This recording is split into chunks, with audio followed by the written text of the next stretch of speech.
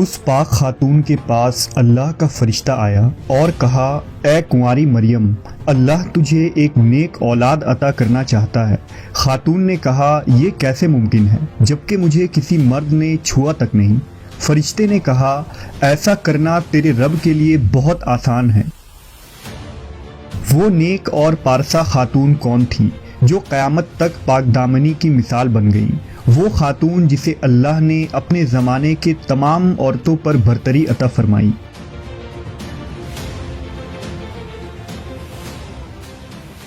حضرت be be مریم علیہ السلام کے والد کا نام عمران اور والدہ کا نام حنہ تھا۔ حضرت عمران حضرت سلیمان علیہ السلام کی اولاد میں سے تھے اور ان کی اہلیہ حنہ داؤد علیہ السلام کی اولادوں میں سے تھیں۔ حضرت عمران بنی اسرائیل میں بڑے عابد، زاہد اور عالم تھے، اس لیے مسجد اقصی کی امامت لوگوں نے آپ کے سپرد کی ہوئی تھی۔ حضرت حنہ کے ہاں اولاد نہ تھی۔ ایک روز آپ نے ایک درخت کے سائے میں ایک چڑیا دیکھی جو اپنے بچے سے پیار کر رہی تھی اور اسے دانہ کھلا رہی تھی۔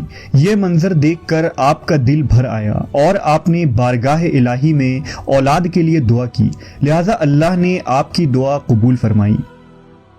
حضرت مریم کی پیدائش سے قبل آپ کی والدہ نے منت مانی کہ اپنی اولاد کو بیت المقدس کی خدمت کے لیے نذر کر دیں گی۔ بنی اسرائیل کے یہاں یہ روایت تھا کہ جو لڑکا اللہ کی نظر کر دیا جاتا تھا وہ نہ شادی کرتا تھا نہ دنیاوی مشاغل میں دلچسپی لیتا تھا، صرف عبادت گاہ میں خدمت کرتا اور خود عبادت میں مشغول رہتا تھا۔ لہٰذا حنہ نے اللہ سے بیٹے کے لیے دعا کی تھی، لیکن ان کے ہاں بیٹے کے بجائے بیٹی کی پیدائش ہوئی۔ حضرت حنہ نے لڑکی کا نام مریم رکھا۔ سریانی زبان میں مریم کے معنی خادم کے ہیں۔ چونکہ آپ مسجد اقصی کی خدمت کے لیے وقف کر دی گئی تھی، اس لیے یہ نام موزوں سمجھا گیا۔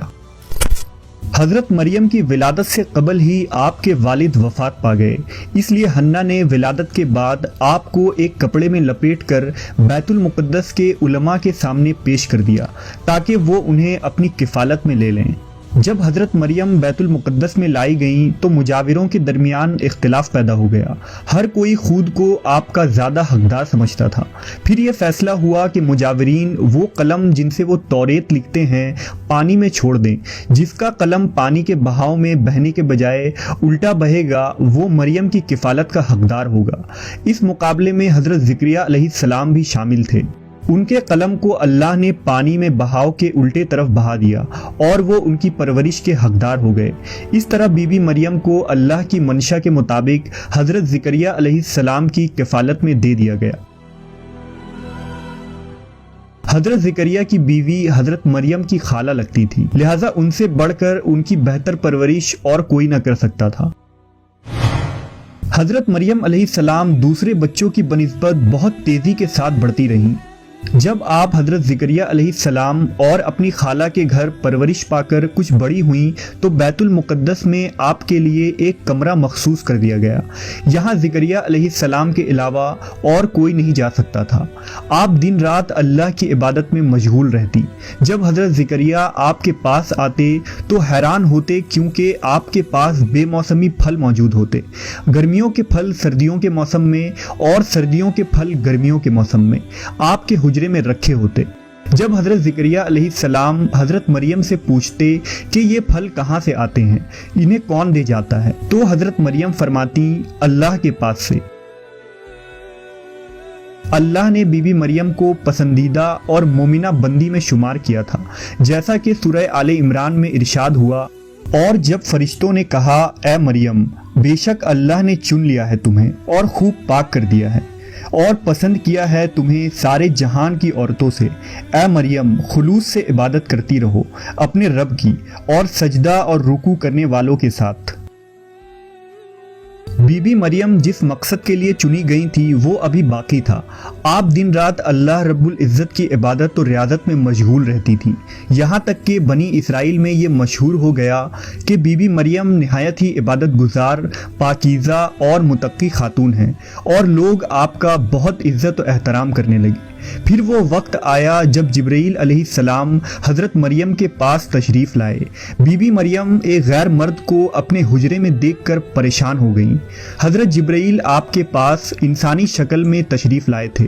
حضرت مریم آپ کو دیکھ کر بولی، اگر تو کوئی خدا ترس انسان ہے تو تجھ سے خدائے رحمان کی پناہ مانگتی ہوں۔ حضرت جبرائیل آپ کو تسلی دیتے ہوئے اور پیغام الہی سے باخبر کرتے ہوئے فرماتے ہیں، میں تو تیرے رب کا فرس داتا ہوں اور اس لیے بھیجا گیا ہوں کہ تجھے ایک پاکیزہ لڑکا دوں۔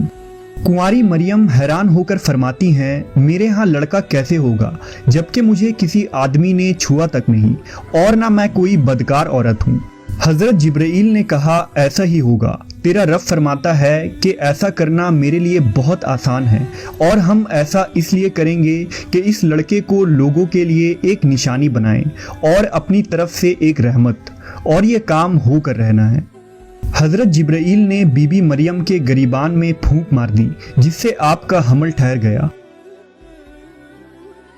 جب حضرت مریم حاملہ ہوئیں تو یہ خبر بنی اسرائیل میں عام ہو گئی کہ حضرت مریم حاملہ ہو گئی ہیں۔ اس پر بہت سے لوگوں نے زکریا علیہ السلام کے گھر آنا جانا بند کر دیا اور آپ پر الزام بہتان لگانے لگے۔ حضرت مریم بیت المقدس سے نکل گئیں اور دور ایک مقام پر جا کر ٹھہری۔ آپ اس مقام پر تنہا رہ رہی تھی کہ ایک دن آپ کو درد ذہ شروع ہو گیا۔ آپ نے ایک درخت کا سہارا لیا اور تنے کو پکڑ کر نیچے بیٹھ گئیں۔ آپ جس درخت کے پاس بیٹھی تھیں وہ ایک خشک درخت تھا۔ جب آپ اس درخت کو ہلاتیں تو معجزے سے وہ درخت سرسبز ہو کر پھل دیتا تھا۔ حضرت مریم درد سے بے چین تھیں، بدنامی کا خیال تھا۔ آخر گھبرا کر کہنے لگیں کہ کاش میں پہلے مر گئی ہوتی اور بھولی بسری ہو گئی ہوتی۔ اس مشکل وقت میں اللہ نے حضرت مریم کے قدموں کے قریب ایک نہر جاری کر دیا۔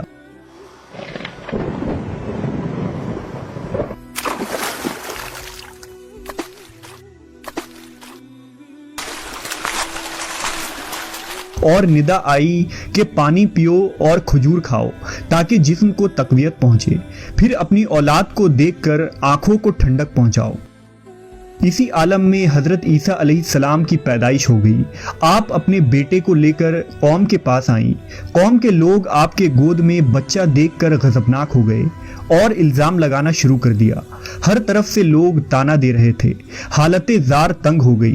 تب مریم علیہ السلام نے بچے کی طرف اشارہ کرتے ہوئے کہا کہ اس بچے سے بات کر لو، تمہیں تمہارے سارے سوالات کے جواب مل جائیں گے۔ سرکش لوگوں نے کہا، بھلا یہ دودھ پیتا بچہ ہمارے سوال کا جواب کیسے دے گا؟ اچانک عیسیٰ علیہ السلام نے بولنا شروع کر دیا۔ بچے نے کہا، بے شک میں اللہ کا بندہ ہوں، مجھے اس نے کتاب دی ہے اور مجھے نبی بنایا ہے اور مجھے بابرکت بنایا ہے جہاں کہیں ہوں، اور مجھے نماز اور زکوٰۃ کی وصیت کی ہے جب تک میں زندہ ہوں، اور اپنی ماں کے ساتھ نیکی کرنے والا، اور مجھے سرکش بدبخت نہیں بنایا، اور مجھ پر سلام ہے جس دن میں پیدا ہوا اور جس دن مروں گا اور جس دن زندہ کر کے اٹھایا جاؤں گا۔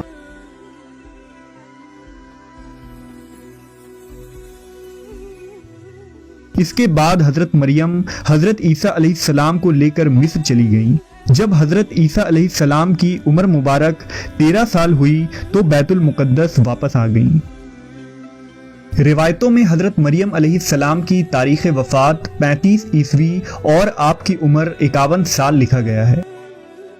اسلام کے علاوہ کیتھولک اور آرتھوڈاکس عیسائی بھی حضرت مریم علیہ السلام کو نہایت ہی عقیدت و احترام کی نگاہ سے دیکھتے ہیں، اور آپ وہ واحد خاتون ہیں جن کا نام قرآن مجید میں درج ہے اور بائبل کے پرانے عہد نامے میں بھی موجود ہے۔